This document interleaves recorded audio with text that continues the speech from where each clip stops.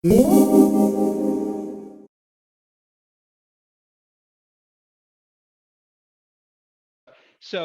my name is Paul Leboffe. I'm part of the Holos faculty, and I am beyond delighted to have some time to share with you.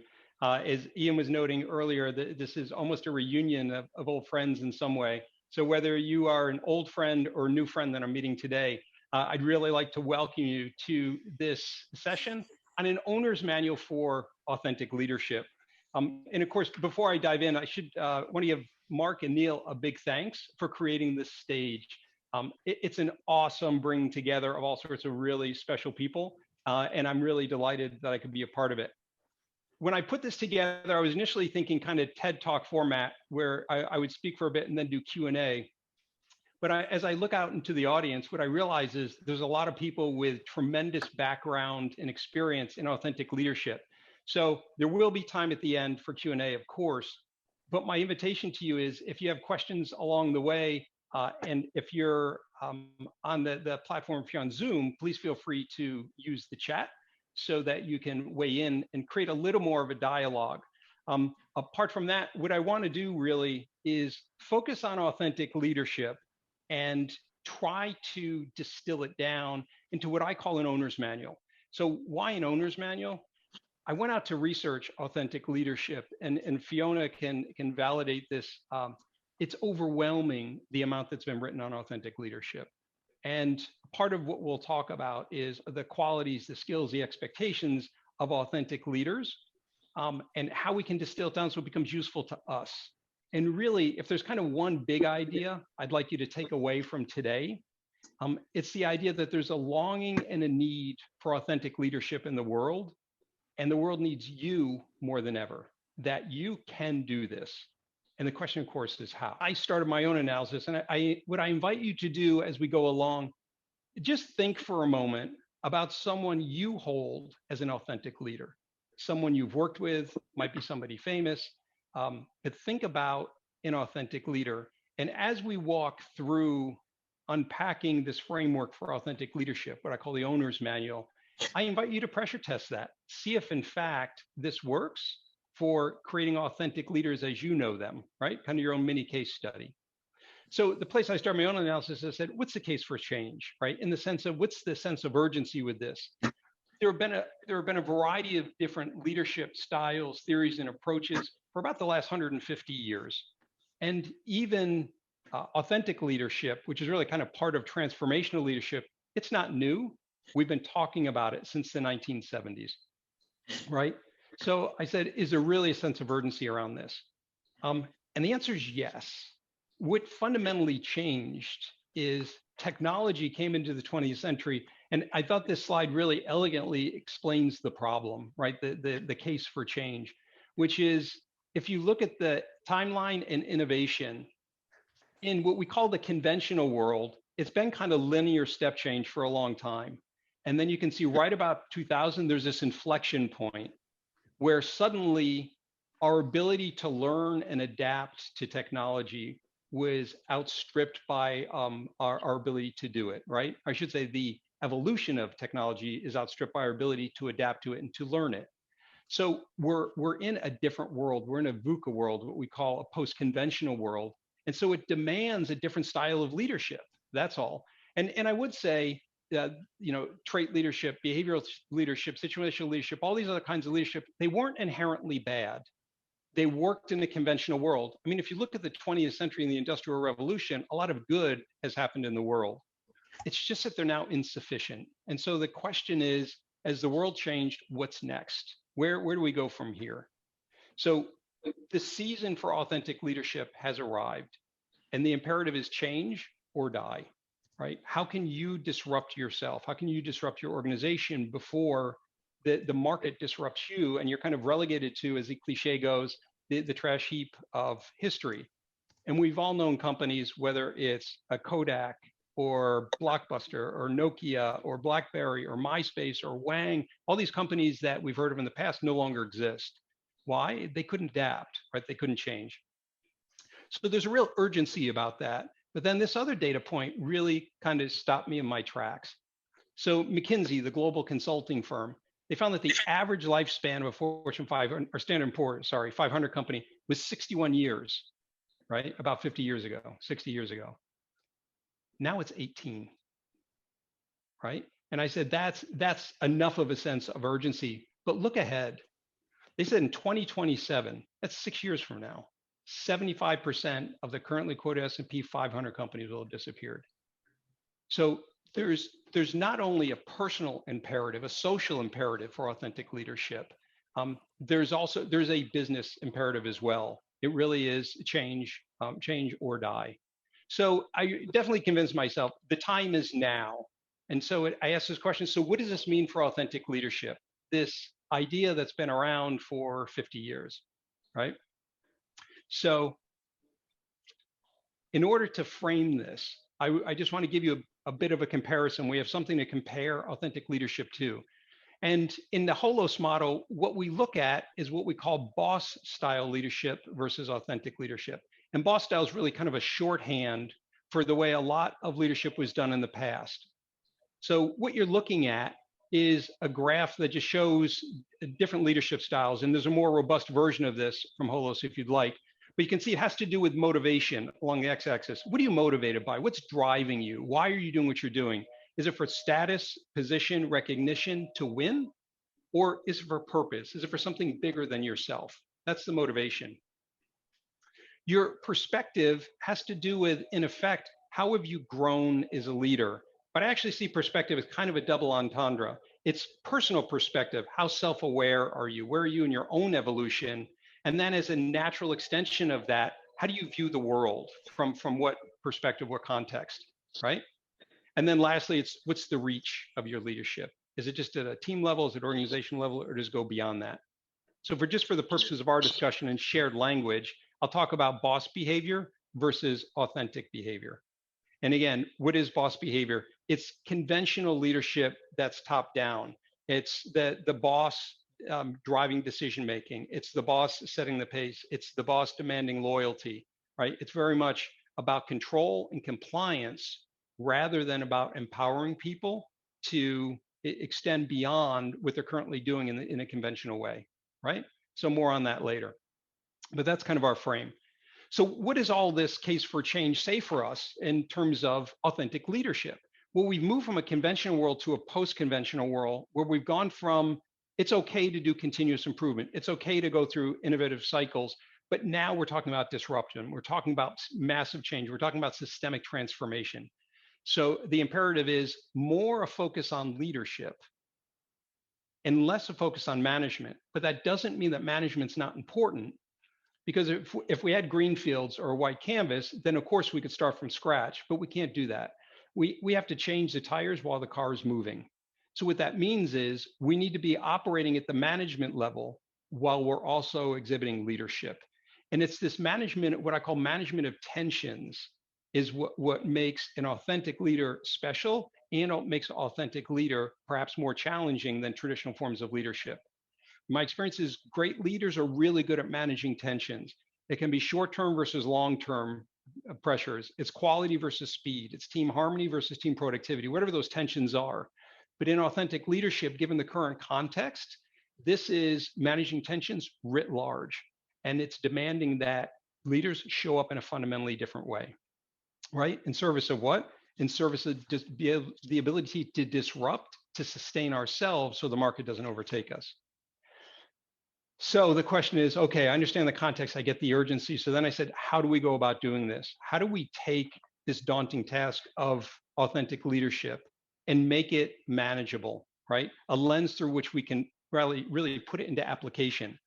And as I said, there's been a lot written on this. If you look at Stealing from the Future, here's my plug for Stealing from the Future, right? There's a great chapter here. In chapter 5, there's a chapter on authentic leadership. And Mark and Neil have a laundry list of different qualities about authentic leadership. And when I looked at it, I said, that is spot on. And it kind of took my breath away because I said, how can I do that? How can I do all those things? How can I be all those things? And I said, what's causal? Where do we start our analysis? And what might give us a toehold into doing the doable? And where I landed is on someplace that's familiar to many of you, which is David Meister's trust equation. Because I said at its foundation, leadership is about trust. And in order to build trust, in order to establish trust, in some way I need to be authentic. So I started to look at this and I said, it gives us a toehold. And what I realize is this fundamentally works as a model for trust because credibility, reliability, and intimacy are key factors of trust, along with self-orientation, which is, am I looking out for me or am I looking out for you? And I thought, yes, these are elements, but it felt insufficient to me. Why? Because this is the way anybody can build trust. I said there's something unique about being an authentic leader to build trust. There's more to the model. So I took this sacred cow uh, and I put my own twist on it. And this is what I'm calling the authentic leader equation, which is really the outline for our owner's manual. Why? Because we need something more than just the trust equation in our post-conventional world. So of course, credibility, reliability, connection are all important, and I'll unpack these more in a moment. But what's more, what's the additional part of the equation? How do we put these on steroids?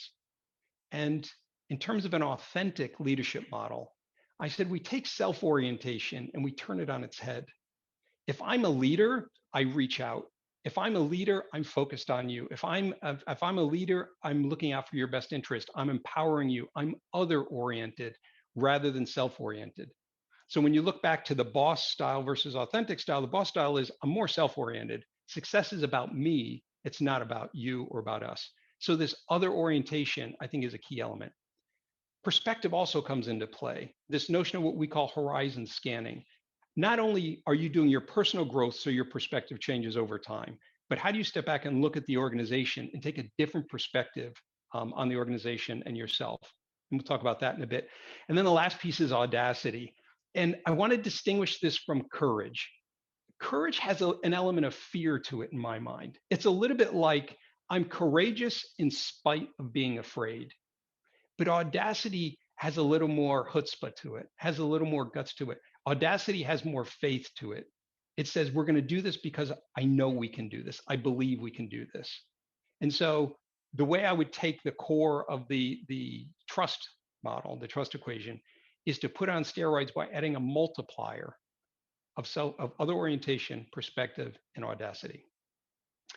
So what I'd like to do is just go through and briefly unpack these so you can, and this is where I'd like you to think about, A, does this fit the acid test that I have, the pressure test about the leader I think is authentic? And B, can I do this? And then for those of you who are steeped in this, what I would love when we get to discussion, what might be missing? How might we even put this model on steroids, this framework on steroids? Okay, so to start to unpack this a little bit. So first of all, there's credibility, and there's lots of way to build credibility. This is where we get into the how, the nuts and bolts of it. And you go, of course, you can have credentials, right? But there are different ways that you can have credentials. So I have a legal background, so it was about the law degree and where you went to school, et cetera.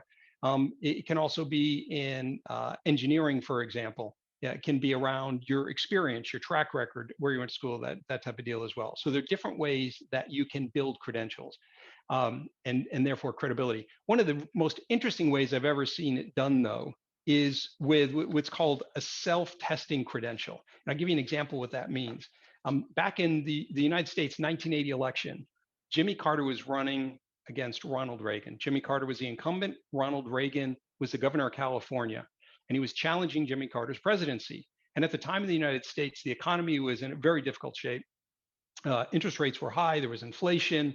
It was a pretty rough time in our history economically. So Ronald Reagan could have established his credibility by a lot of his track record, what he did as the governor of California, et cetera, et cetera. But he asked the country one question. So the question he asked the country, Ronald Reagan said, ask yourself this, are you any better off today? Are you better off today than you were 4 years ago? And if you want to talk about instant credibility for his presidential run, that was the moment where it flipped, right? So it's a way he created credibility through credentials. So credentials clearly important. There's also about relationship. And I just want to do a light touch on relationship because it's a little bit of master of the obvious, but in certain cultures, it is the currency for credibility. So for example, I live in South Florida. And as a friend of mine said when I moved here, he said the best parts of the United States are located in Miami, right? This is literally the capital of Latin America, and so here it's a very Latin culture, and in the Latin culture, which I love, in fact, I'm married to a Latin. Um, it is all about relationship. It's about family and extended family. So instant credibility if you have that level of connection with family. So relationship can be big. Same with Asian culture and other cultures, right? So in terms of building credibility, relationships can certainly loom large. The last one, though, is the most interesting. This notion of confidence, and I want to double click on confidence. And I would do it in two ways. First of all, I believe leadership is fundamentally what I call a con game. You've heard the notion a con artist. Con is short for confidence. So what does it mean, confidence? Confidence is when you think about leadership, why should I follow you? Why should I have the confidence in you to follow you? And so it is a con game in the sense you want people to have a feeling of confidence. So the question then is, where does that confidence start? And the short answer is it starts with you. There's a really interesting podcast just last week. It's called the Renegade Podcast, and it is Bruce Springsteen and Barack Obama. So they're doing this podcast together on Spotify, and they were talking about this piece on confidence. And Bruce Springsteen came out and he said, "What makes somebody great?" And he says, "A healthy ego." And I thought, well, no, but people are, there's too much ego and it's over ego. But then he unpacked that a little bit and he said, you have to have a strong enough ego to have the confidence to believe in what you're doing. Because when you believe in it, other people will have the confidence to follow you. It will give you credibility as a leader. So I look at this and I go, yes, a strength overdone can become a weakness for sure. But in terms of having the confidence, the faith to step into it, that's one of the distinguishing factors between leadership and management. And you also need the confidence to let go. In my experience coaching a lot of leaders, one of the hardest things for them to do is let go. And it reminded me of this quote from the Sufi poet Hafiz, right? The small man builds cages for everyone he knows, while the sage has to duck his head down when the moon is low. He keeps dropping keys all night long for the beautiful, rowdy prisoners. Imagine a workforce that's that engaged, that's that excited, that's that creative, right? And that, to me, that comes from this question about confidence, which is confidence in yourself, which through emotional contagion has that knock-on effect with others. So that's confidence. So then there comes reliability in our equation. So they role model the right behaviors, accountability, and then they execute effectively. So we know that role modeling is important, but my experience in leadership is it's particularly important because people might listen to you, but they will watch you like a hawk. And that means that as a leader, you're on before you're on, as the saying goes. You're never off. And there was actually, it was kind of a funny example of this. You might remember President Chirac from France, right? Who had a hot mic moment where he was off. So thinking he was off microphone, he allegedly said of the UK, you can't trust people who cook as badly as that. After Finland, it's a country with the worst food. The only thing the British have ever done for European agriculture is mad cow disease, right? So that's one of those moments where you go, what's the behavior is role modeling in that moment? So it's kind of an imperative of leadership. This notion of role modeling is really big, especially in terms of reliability and consistently. They need to see you over and over. It's the same with accountability. And what I was really struck by this, I was working with a pharmaceutical company, and the CEO brought me in and he said, I want you to work with my senior leadership team because we're having difficulty with accountability. We're not following up on things. We're not holding each other accountable. We're not holding our teams accountable, and it's impacting our results. And I said, wow, that sounds like a pretty difficult problem. And I said, do you mind if I ask a delicate question? I said, how good are you at holding yourself and your team accountable? And he said, I'm horrible. Right. And I go, I get it. Right. I've yet to see a culture where the leader doesn't embody the culture. And so it just told us where our work was. He needed to role model accountability so that others could see that and experiencing that. So again, that the role modeling piece is important. And then this last piece with executes effectively and reliably, which shows up for me here is there's this famous Stephen Covey quote. He says, be effective with people, be efficient with things. And this notion of how do I be effective with people? How do I spend the time that they need? How am I there when they need them? How am I listening to them? And that actually touches on connection, right? This idea of connection to me looms large. And because of the nature of the work that we do, I see this as a big opportunity for a lot of leaders. And in fact, when you think about authentic leaders, don't they have that feel that they're connected to you somehow, that they know you somehow, that they're familiar to you somehow? This notion of connection, I think, is key. And I think part of it stems from how do you become comfortable in your own skin, knowing and accepting your own limits, and being able to be vulnerable with others, because when you do that, you're actually inspiring others to do the same.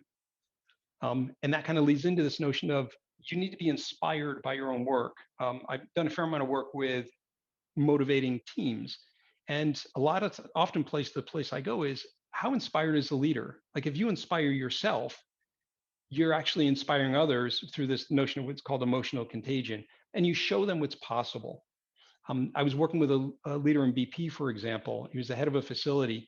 And one of the things that he did was, as he was doing his own development, he would actually put a piece of paper on his office door, pre COVID, of course, on his office door, showing the things that he's working on as a leader.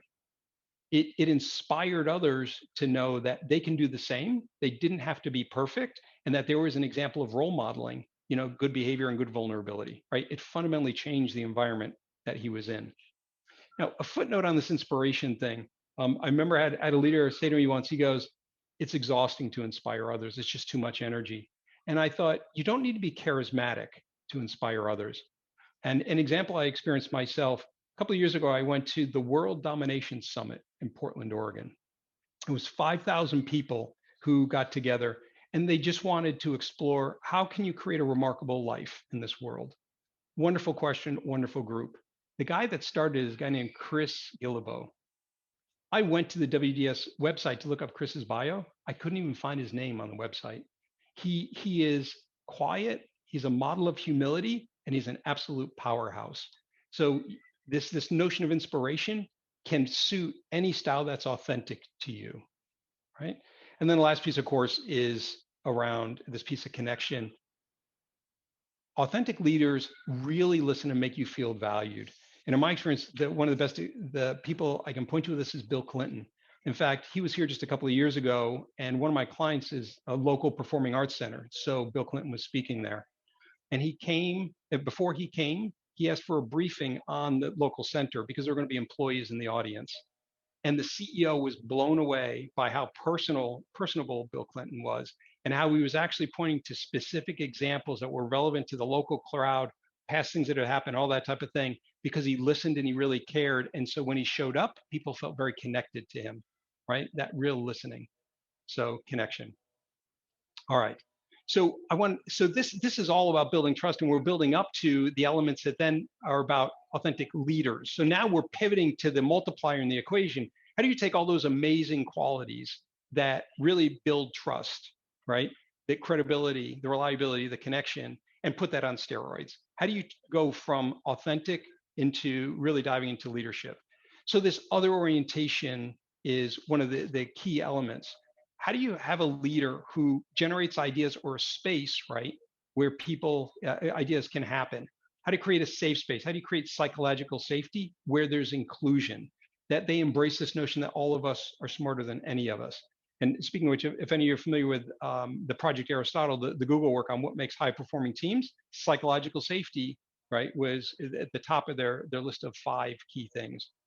So in terms of generating ideas or creating a workspace, what the research tells us is the leader alone in a team is 70% responsible for the workplace climate.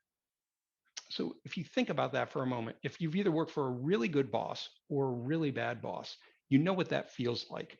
So authentic leaders create that safe space and have a significant impact on workplace climate. In terms of creating a safe space for others to grow and develop, like what's implicit in this is you need to care enough to help others and support them growing and developing. And the question I hear all the time is, how do I do that? I don't have time to do it. And the best leaders I've seen, they actually integrate the learning with the work. for those of you familiar with the 70-20-10 framework, this idea that 70% of learning is on the job, they don't separate their development, team development, and leadership development from the work. It's all part and parcel of the work, and that's the way they create time for it. And then the last piece, they use emotional intelligence to align intent with impact. For all the executives I coach, 90% of the time it's on this issue. That I would argue all leaders are well intended. Almost all leaders are well intended, right? Where they miss is on their impact. And if I use an historical example that, to exaggerate the point, you could argue that Hitler's intent was good, his intent to unify the world. His impact in the way he did it was horrific. So this intent versus impact is a huge issue with leaders. And the question is, how do you align the two? So having the emotional intelligence to be clear on your impact on others, right? And this is part of the emotional intelligence model. How do I know what my impact is on others? How do I seek that feedback? Is a key part of being other oriented so that you actually align your intent with your impact. That's why self-awareness is so critical. So other oriented, really powerful. Perspective, the second of the three. So this notion that leaders can both be in the business and working on the business simultaneously. It's the participant observer and the skill to be able to do both of that. So what do they do? So what we can look at when we're looking at perspective is, how do you know what level? How do you do the horizon scanning, we call it? And how are you able to articulate the vision based on what you're seeing? And how do you include others in that, right? These are all kind of key elements of this. So part of it is understanding the context, the ecosystem that you swim in, because every organization, every period of time, every team you work with, it's a different situation. So there's a little bit of historical situational leadership coming into play.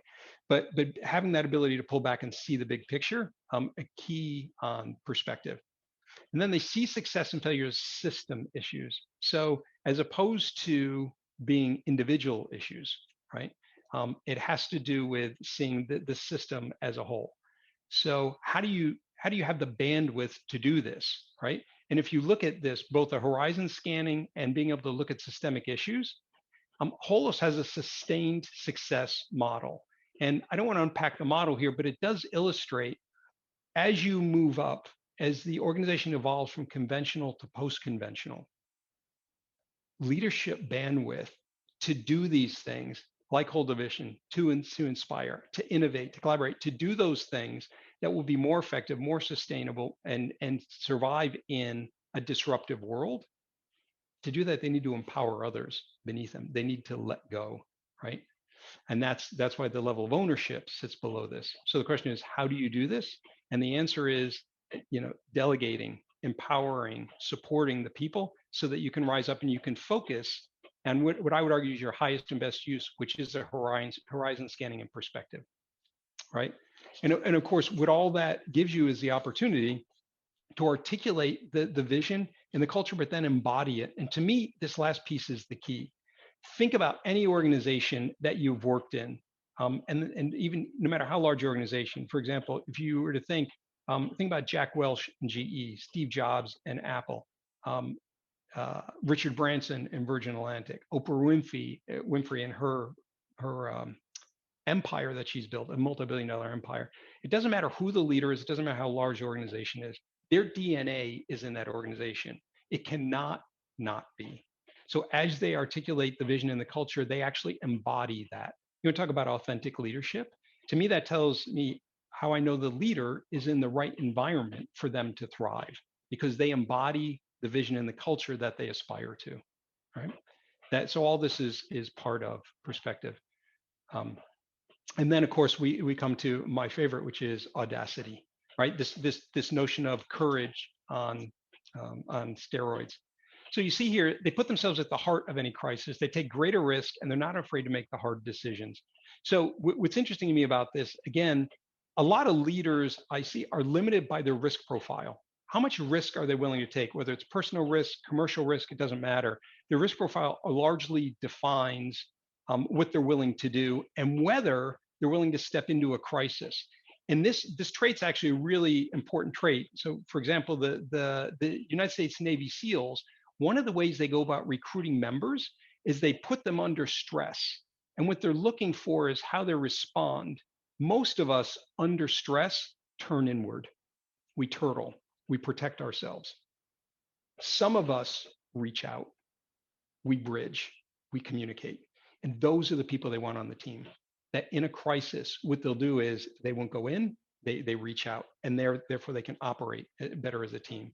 So how do you put yourself in the heart of any crisis? It has to do with your risk profile and this ability to reach out in those times. Part of which is by keeping perspective. And then this last piece is about making the hard decisions, right? I see a lot in decision making with leaders, but what I see leaders doing, not afraid to make the hard decisions, they set healthy boundaries and they mercilessly prioritize. They're willing to go there. They'll make the hard decisions without waffling because they understand that the what might be difficult, but the how is what makes the difference, right? And I saw this with a lot of the leaders I work with in this past year with COVID, where they had to do reductions in force and that kind of thing. That was a fait accompli, right? They had to do it to survive, but how they did it made the difference in the organizations that are now rebounding really fast and ones that are still kind of fumbling through. There's also this piece behind hard decisions, the ability not to take things personally, right? Do you know anybody who, as a leader, they take everything personally and it makes it hard to work? And the last is the ability to self-validate in the absence of feedback. I talk with a lot of leaders who, the cliche is it's lonely at the top. They seek feedback in a collaborative sense. And sometimes it can be more difficult to stand up and make the decision, take the lead, make the statement, step into it as the leader, be out in front, right? And do that. Audacity, it's more than courage. It's the ability to have faith in what you're doing and to step out in front first. Yeah. That was a lot. Thank you for staying, being patient through that. That's our framework: credibility, reliability, connection multiplied by these leadership qualities of other orientation, perspective, and audacity. So there's this notion about being authentic, showing up as who you are with your self-awareness, your ability to connect with and relate with others. But then there's this whole suite of skills, expectations, and abilities that come with being a leader and also being authentic. And that's what I would offer to you as our owner's manual for how you can go about becoming an authentic leader. You got this. You can absolutely do it. Right? All right. So thank you. So questions, comments, observations, different opinions. I would love to hear from any of you or all of you. I'm struck by your framing of audacity. I love that word, and Obama used that in his writings, didn't he? The audacity of hope or whatever. But this courage, this thing beyond courage, that leaders have to step into. I don't think I have a question. I just wanted to comment because it really resonates. Because when you're in the coaching room with clients who are trying to influence and push the system, they have to have more than just courage. They have to have something. It feels like it's a bit risk-taking, and audacity, I think, fits it well. So I guess I just wanted to make that comment. Yes, Karen, thank you for that comment and observation. And it's interesting, real world example of what you're talking about. I remember delivering programs in Spain at a time where unemployment was above 20%. And one of the conversations that came up in the room is people were afraid to speak up. They were afraid to question the leader because they literally feared for their jobs, right? And that's where it gets real, right? So yeah, audacity. Thank you. What is the role of humility as it relates to audacity? Because I think if you have one without the other, it's potentially a recipe for disaster. Yes. So Tessa, I think that's a really powerful question because for two reasons. One is if you look at current research, there's a Harvard Business Review article on humility and grit as being the two key components for leadership today. And the counterpoint to humility is confidence, right? So there are two pieces, which is humility is important to allow you to stay grounded and confident, but not trip over into arrogance. So humility is the grounding force for confidence, right? Thanks. Great Thanks, question. Paul. Thank you. Yeah. I was just going to say that I'm a great fan of humility, and some people seem to think that humility means being humble, but actually it doesn't. It means having an accurate conception of yourself, your strengths, your weaknesses, your abilities, your vulnerabilities, and all of that. So I also made a note about confidence and humility. Yeah, it's a great point. Great point. Yeah, it's really good. Paul, what I'm wondering is, where does heart fit into this? Because I think to be an authentic leader, there's got to be a high degree of heart. And I saw bits of it in what you were talking about, but how can we integrate that into the model somehow? right. So Ishreen, so first of all, it's lovely to see you.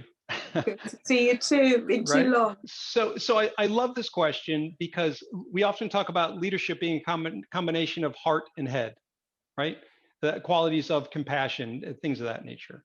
So let me ask you, where in the framework that we talked about do you see heart coming up? When you were talking about, I can't remember the word you had before, ego, when you were talking about the conversation between Bruce Springsteen and Obama. Can you remind me? So yes, they were talking about confidence. Well, not so much confidence, but it's kind of enough ego and belief in yourself Yes. to get it done, right? Because if you don't have it, like I use a lot of heart because I use a lot of the Sufi tradition, and the ego has a really important role to play. Yes. In Sufism, because if we didn't have ego, we wouldn't eat, we wouldn't walk, we'd just sit there.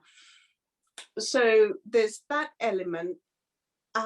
Where did I hear? I heard you. Yep. I heard connotations of heart throughout. Caring.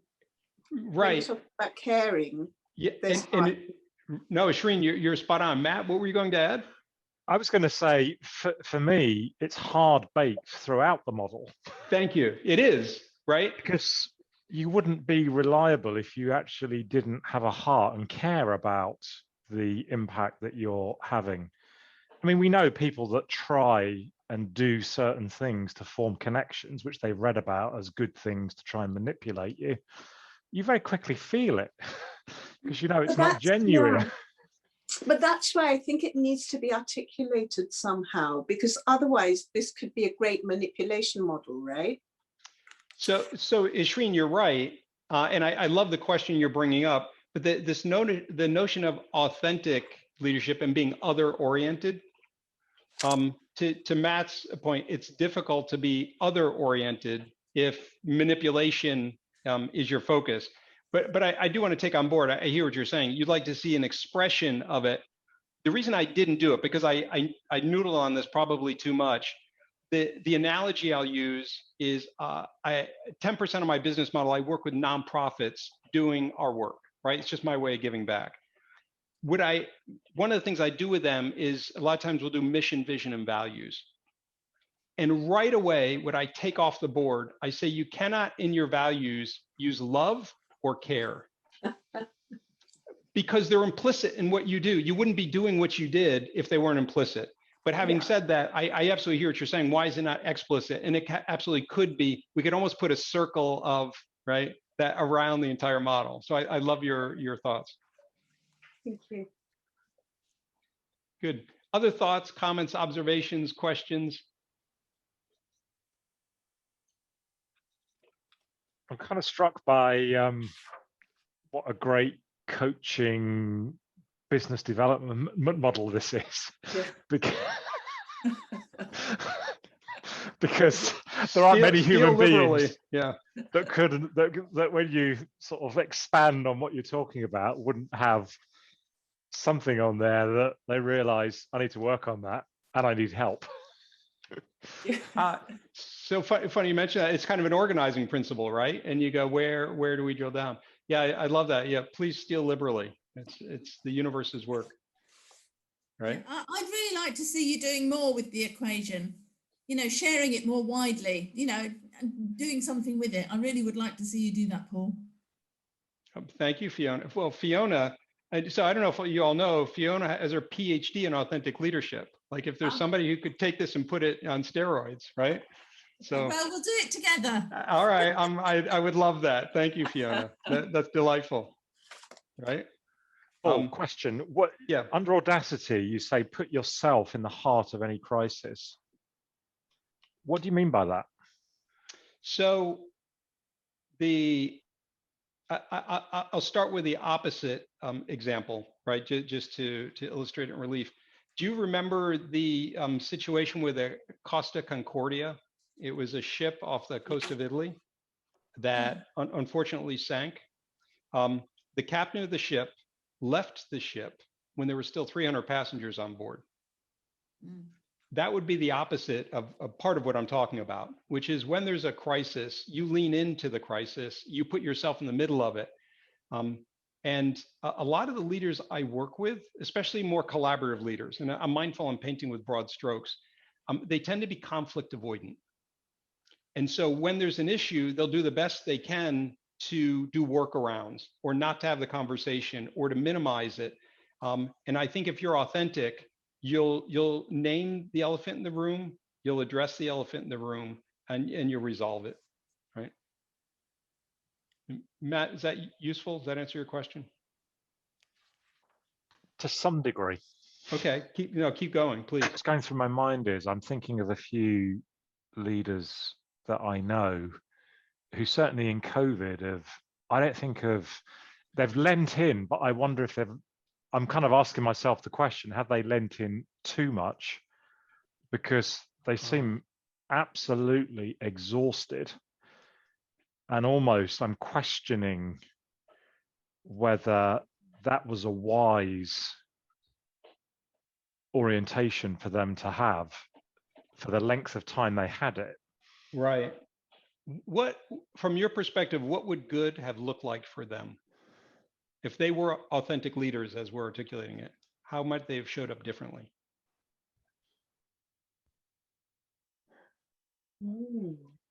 I don't think that the people I've got in mind, and it's 2 or 3 people of quite large entities, one not-for-profit, couple commercial.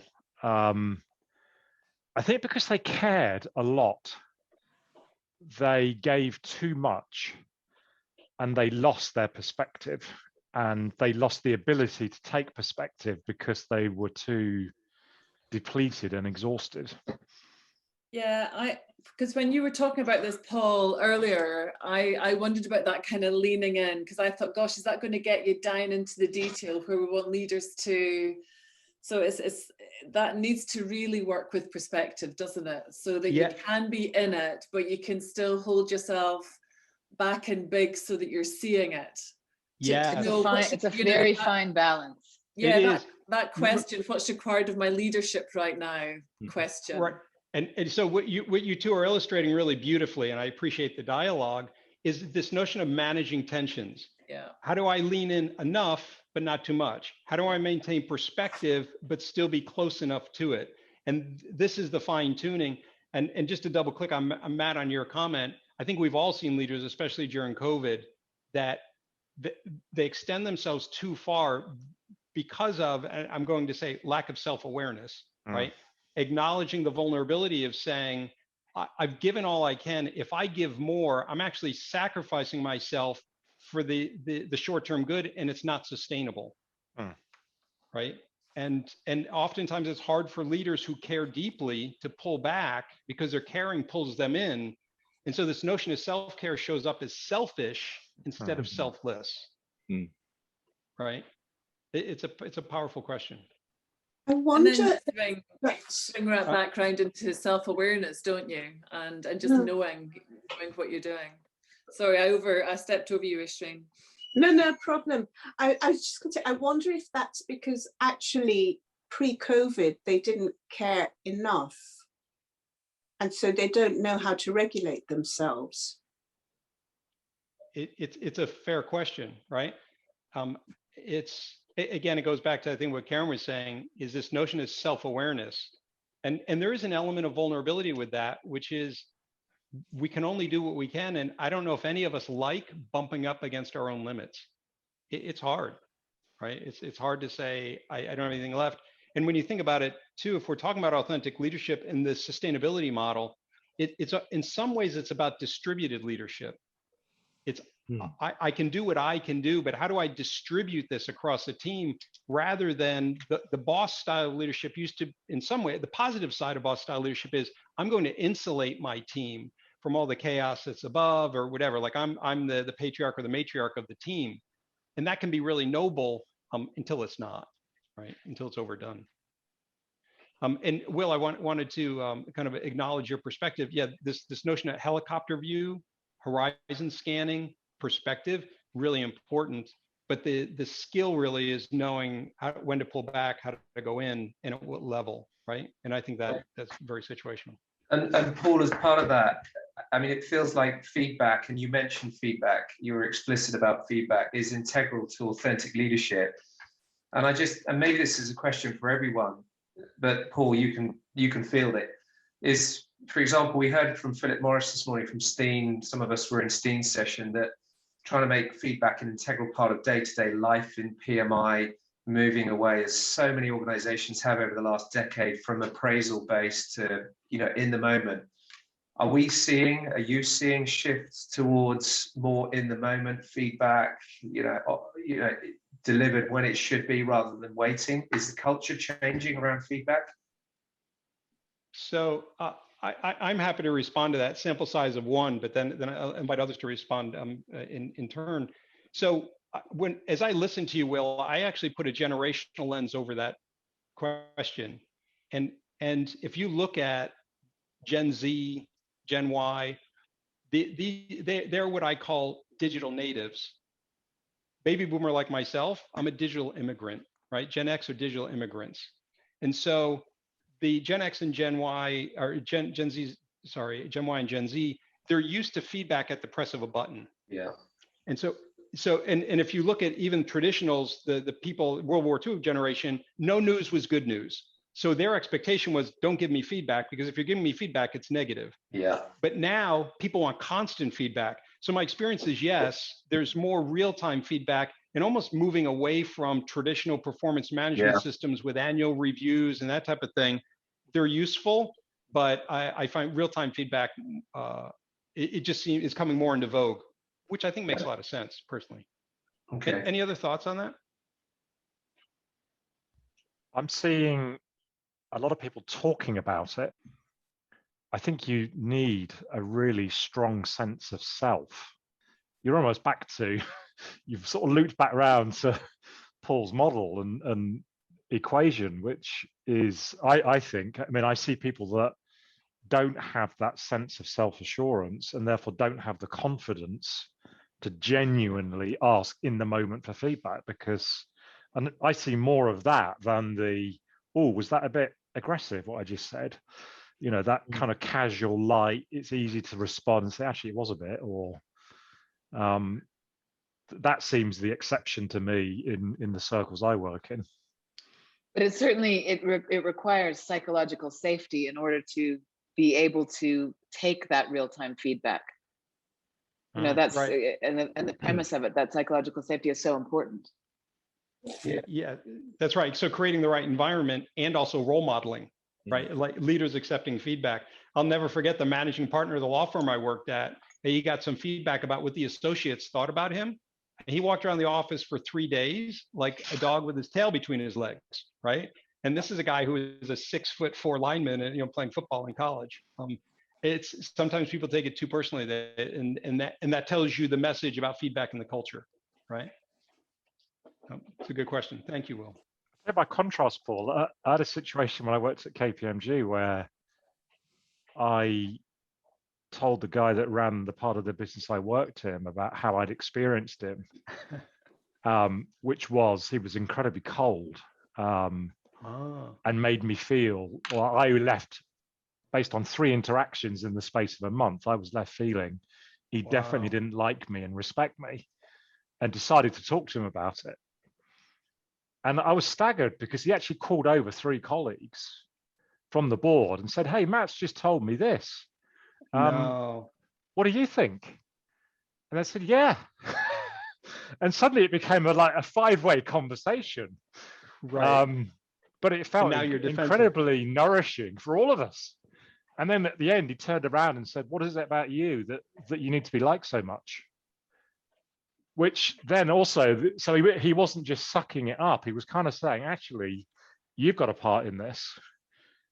And it was, I thought, yeah, he's got a good point. What is it about me that needs the approval of senior people? So it was very generative, but rare.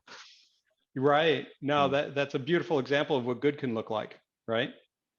And my sense is more of that is happening as we move from more hierarchical to flatter leadership structures.